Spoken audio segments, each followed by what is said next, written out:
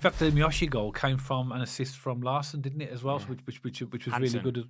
Sorry, oh my word. Sorry, Blues fans. Mentioned Seb Larson. I just get, I just could remember such good memories of him. But yeah, it was Hansen as well. I'm going to make that mistake a lot. Yeah, so am I.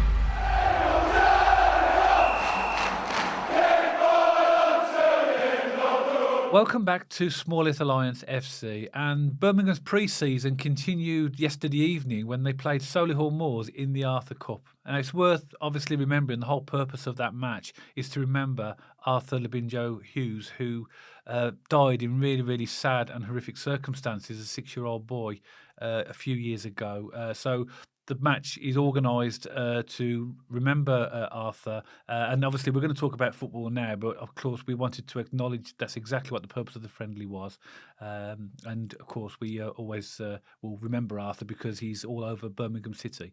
So going on to the match, Matt, you watched it. Any initial thoughts on what you felt about the performance and anything in general, really? Yeah, well, I'm really glad you started with that intro, Dad, because I think it's really important to remember Arthur, his legacy. Yeah. He was a big Blues fan, and as you said, I've got a 5-year-old boy and a 3-year-old boy, and it really hits home for me how tragic that story was. So I'm glad you hit that point home in the intro.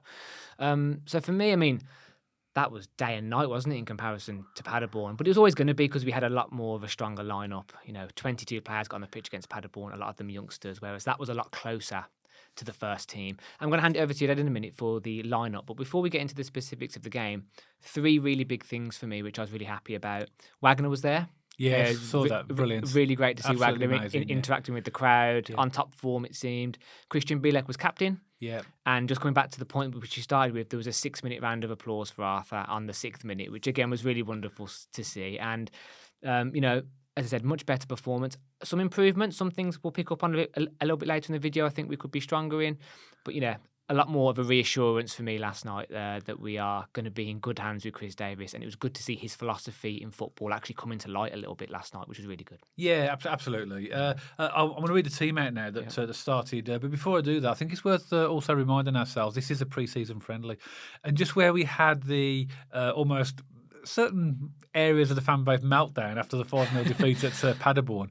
Obviously, it was a complete disaster. We can't think because we've beaten Solihull Moors, a National League team, 3-0, that we're going to be world champions. Or so it is a pre-season friendly. I think everything we talk about in this will be in the context of it being just that, and acknowledging that it was a good result, but clearly the result is the sort of the only a minor part of this.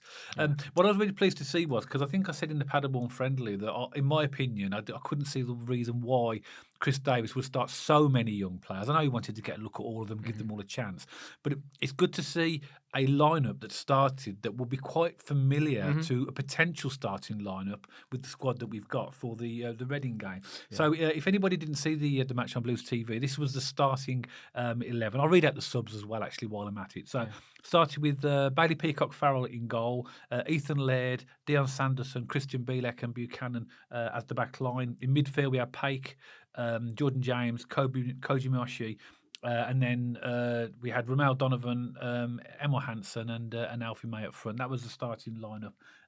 As substitutes, I have to sort of look closely at this because it's a bit smaller. But it's Ryan Allsop, Fogarty, Pendleton, Cochrane, Home, Keller, Roberts, Jukovic and Anderson. So that was the lineup. There was also Dembele, but for some reason they didn't put him on the graphic, which I thought was odd because a lot of Blues fans were going, "Is he off? Is he injured?" And then he suddenly came on, and everyone was like, "What's going on?" Yeah, I must admit, I was surprised when he came on because I did.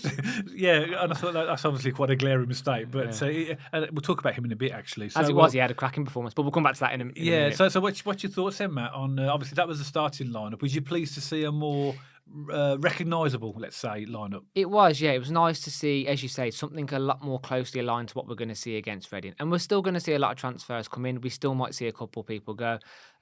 Chris Davies actually said in his interview, didn't he, that Bacuna and Longello, sorry, that was it. Yeah. So Bacuna and Longello. Making me think that. Yeah. Those deals were effectively good as done, and they'll be leaving the club imminently. So we're still going to have a bit of turnover at the club. A lot nicer to see. a line up a lot closer to that line. And for me, as I said in the intro or the start of the video, it was nice to see Chris Davies' tactics coming in, high pressing, fast, intense. And we weren't just chasing the ball without a purpose. We were gunning at them, getting them, trying to create chances. It was really nice to see. And for me, there was three standout performances for me. I mean, Emil Hansen took the limelight. Yeah. What a performance. Really similar sort of vibes to sort of Seb Larsson. A lot of people made that comparison. Yeah. It does look the top and style of players, that doesn't it? Definitely. And if it can be anything like Seb, that'd be fantastic. Absolutely. Really, really good performance from him. I thought Ramel Donovan again. I think he could genuinely, he's looking like he could be a regular starter, if not, because he's physical. I was really impressed with his physicality. I mean, don't get me wrong, I'm going to come back to physicality because I still think that's a big thing that we're missing in the team. But it wasn't the kid that we saw 6 months ago, I don't feel. Yeah. And again, I know it was a pre-season friendly. It's hard to judge, but very, very lively. And also when he came off the bench, Dembele. I thought he had a really, really good section off the bench there. So for me, lots of positives. Again, let's ground ourselves, pre-season friendly, but a lot of positives to take away from that performance. Yeah, you got to bear in mind, with the greatest respect, it's a National League team, and if you notice in their starting lineup as well, there's some trialists as well. So you can't really take too much stock on the quality and standard of the result, but you've got to look at the performance and what we did, because you can only play the team that's put in front of you. Coming on to Ramel Donovan, I felt that when he came on initially last season when Rooney introduced him, he was a very energetic, buzzy player.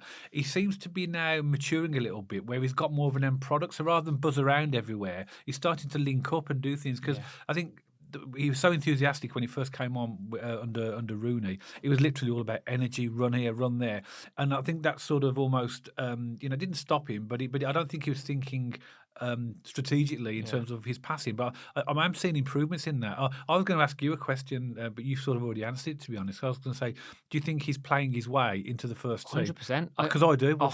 From what I've seen so far. I couldn't agree more from what I saw yesterday. Yeah. And you picked up on a really important point, Dad. To me, yesterday showed quite a mature performance. Because when you're young and you want to impress, you are buzzing around, burning energy, and then you're not an asset to the team because you're shattered, because you're running around everywhere. He was calm. He was reserved. He was picking passes out. But really, when he goes at players as well, he's so quick and flary.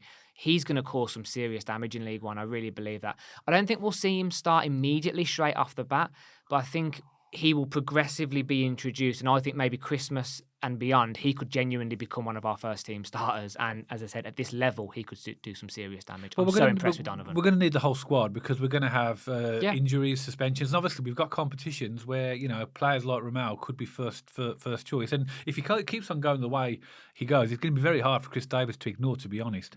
I felt that when I watched it, obviously, we played a very high press. I mean, we had lots of possession in that game. And that's what, when you look at Chris Davies' post-match interview, he talked about that, the intensity, and you could see it there. And what really, really made me sort of really pleased was that the players seemed to want it. Yeah. They wanted to get the ball. And he talked about Chris Davies as well. This is what they're doing in training. Yeah. I mean, look at the first goal, Ethan Laird. Yeah, oh well, he lost the ball. But the recovery for that first goal, I mean, because he came into the box, the Solihull Moors player had quite a bit of time, and Ethan Laird went straight in there. Ethan Laird, I like that. Ethan Laird, maybe there's a little tag there. Yeah. But what I was impressed about that was because he's playing as a left back, his position is left back. Right back. He's playing as a right back, isn't he? Right. He was high up the pitch though. Yeah, that's what I'm saying. He's high up the pitch. He lost the ball, so there could have been a tendency. I've lost the ball. I need to get back now because they're now in possession. He didn't. He went straight through, tackled the player, and he went to Alfie May. And good news that Alfie May got his first goal as well. I love that. Yeah, and don't get me wrong, it wasn't a competitive game, but I think that will calm his nerves. The fact he's just put the ball in the net. Well, he said himself in his post-match interview that it doesn't matter which game he plays, he just wants to score goals. Yeah. Chris Davies said that it was good for him to get that because he just breeds confidence. So it doesn't matter what games you're playing and scoring. If you're scoring, you're just getting confident, aren't you? I'm interested to ask that, and all the Blues fans as well. Did anyone else watch that goal and when they saw Ethan Laird gunning in, think, why couldn't they have given a little bit of that at the back end of last season? I think if all the players showed that dedication, which Laird did to get that ball back for that first goal, I think we'd have been fine. I think part of determination. Part of it was nervousness last season because and lack of confidence as well, because they were getting beaten virtually every week, and you lose a ball. But that determination was so nice to see, weren't it? That grit, he actually gunned for it, big challenge, and then it fell to Alfie May for the goal. So it just shows that when we talk about passion and desire, that can get you goals and that can win you games. And Ethan Laird showed it for that first goal. And don't get me wrong, it wasn't a perfect performance, and there was moments, but like stuff like that don't have to get you fired up and rallied up. It was excellent. I think it gives you a lot to be encouraged about. I don't know if I was dreaming, but did you see Christian Bielek hit the bar from 25 yards? Christian Bielek. I saw Miyoshi hit the bar from 30 yards. Was it? Who? I don't know. It was Miyoshi. Was it Miyoshi in the first half, just before the? Yeah, it was Miyoshi. I was going to say, I don't know if I was having a drink or a cup of tea, and all I did was saw the ball hit the bar, and I looked around. I thought it was, and they showed number 6 in the back of his shirt. That Bielek. No, it was definitely Miyoshi. And I thought that was it was rising. It was dropping. I thought it was just going to drop in time, but clearly, the woodwork had other ideas. But and Blues could have had a lot more goals as well. I mean, they've got a big keeper as well, haven't they? He's quite a big lad, their keeper, and he made some decent saves. And our finishing could have been better, but you know what? It's pre-season, and this is all, and this is like a day and night compared to the Paderborn game. But it would be because it's a completely different team, isn't it? Exactly. So I think that the progress and what they've shown us in the Solihull Moors game. Now, next game we play Shrewsbury on Saturday at Shrewsbury, and that'll be interesting as well because I think now that he's picked this starting lineup for this pre-season friendly, I think we'll start to see now more of the type of players that he's likely to be in or around the first team. I noticed a few youngsters came on as well. Josh Home came on. It's always going to happen in pre-season. Someone else I thought only had a cameo appearance, but it did all right. Was Tyler Roberts as well. He did lively. He was lively. He did a little bit of trickery. He looked quick and sharp. Yeah. And if he ups his game and compared to last season, then he could be a big player for us. Goal for Yuki as well. Always nice to see. Yeah, big man coming off the bench. So Miyoshi got his goal as well, and Yuki. In fact, the Miyoshi goal came from an assist from Larson, didn't it, as well? Yeah. Which was Hansen. Really good. Sorry, oh my word. Sorry, Blues fans. Mentioned Seb Larson. I just could remember such good memories of him. But it was Hansen as well. I'm going to make that mistake a lot. Yeah, so but what's interesting about the formation, we started off as a 4-2-3-1, but then when we were pushing forward, we moved the extra player into midfield. So that shows you that Chris Davies, he wants intensity, he wants to be aggressive, he wants to dominate games. But the one thing, and I'm sure Blues fans will know what I'm going to say, we've got to be careful of, is when we don't play or teams play through us on the high press, we are going to be vulnerable at the back. And Chris Davies acknowledged that, and he knows that we've got to work on, how we, when we don't when the high press doesn't work and teams play through us, particularly when you've got teams that have got fast, nippy players that can play through, we are going to be vulnerable at the back if we're bombing forward. So that's the one thing that just crossed my mind. It wasn't an over concern of mine. It was more, let's be aware of that, and then obviously, there'll be tactics to do what happens when we come off the ball as well. I'll tell you what, I was really impressed, not just the high press and the intensity that we were showing clearly from Chris Davies' vision, but the amount of play that came from the wings, especially the left-hand side where Hansen was coming from. Really good wing play, and Laird on the right-hand side in the first half especially. Really good threats coming down the wings. That was so nice to see. As you say, Dad, at the start of the video, it wasn't a perfect performance, and again, I noticed there was a few stray balls, a few sloppy decisions being made, but this is all part of the pre-season, getting up to scratch with the match practice element to things. But my big criticism, not big criticism, but the big area we need to improve in, and I'm sure you'll agree, we bang this drum all the time.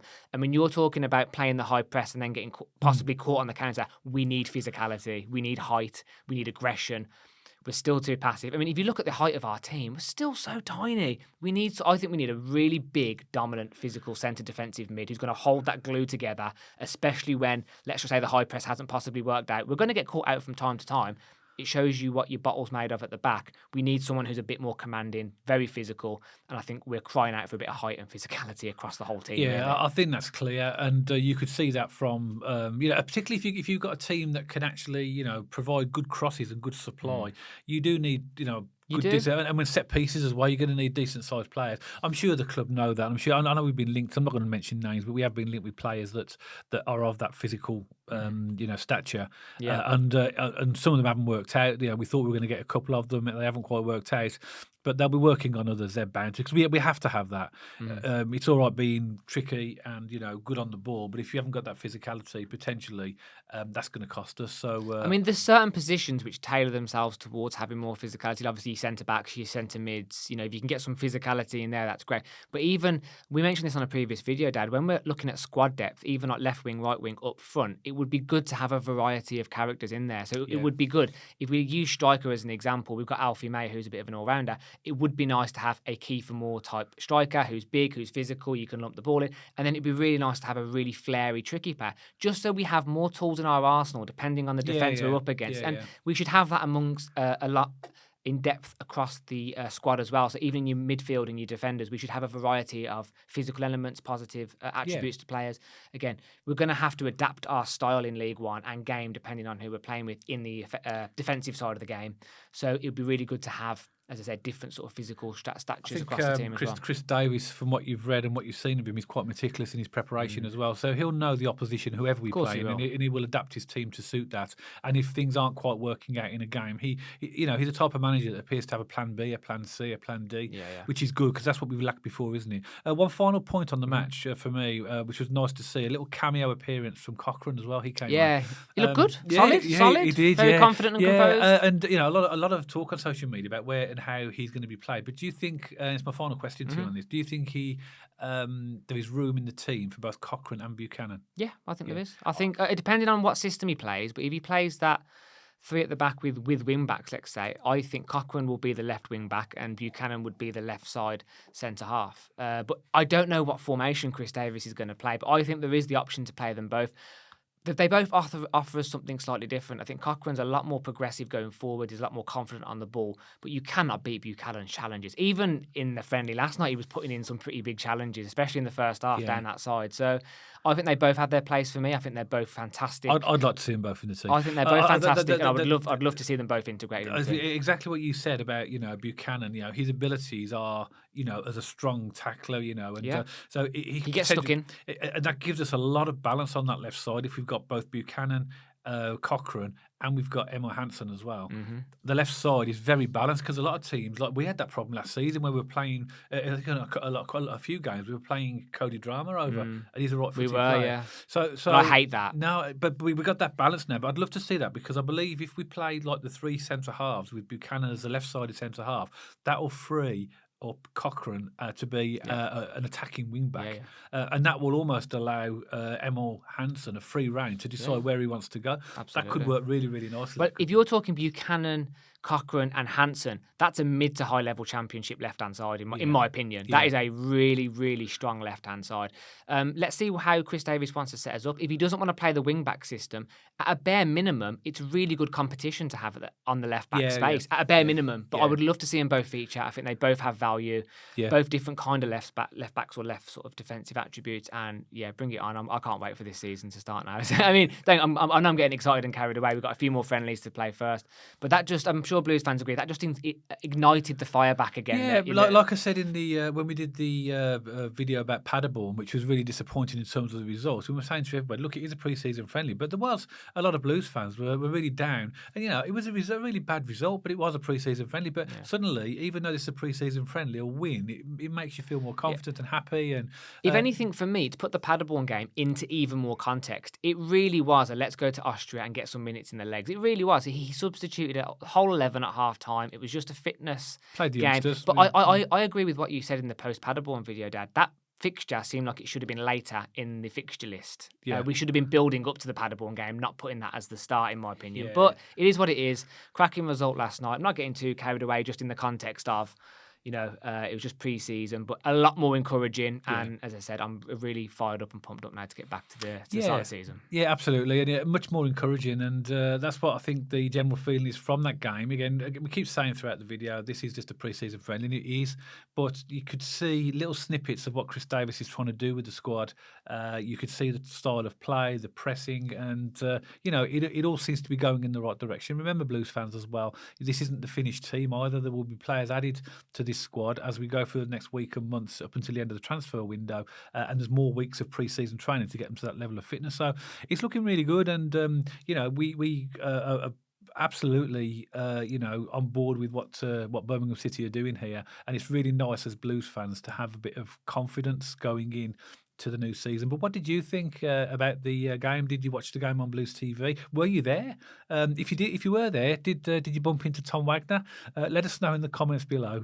It's great to see him in and amongst the fans and just showing his commitment to us as well, which is always fantastic. Pop a comment below, let me and Matt know.